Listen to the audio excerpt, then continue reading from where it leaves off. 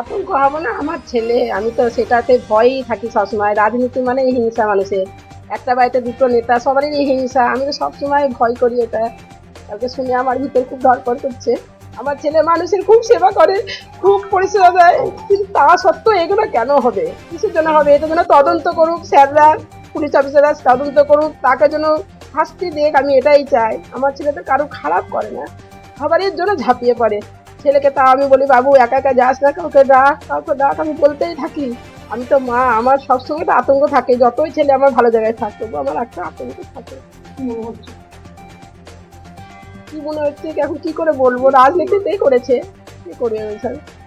এবার ধরুন উনি হয়তো বুঝতে পারছেন না আমার ছেলে, এগুলো তো ধরে কালকে একা ছিল, একটা গাড়িতে একটা শুধু বন্ধু ছিল, নিশ্চয় আর জানাশোনা লোকই কিন্তু ইয়ে করেছে, আর ফলো মনে হয় নিশ্চয়ই ওরা করে, নাহলে কি করে হবে, এরকম তো কোনোদিন হয়নি।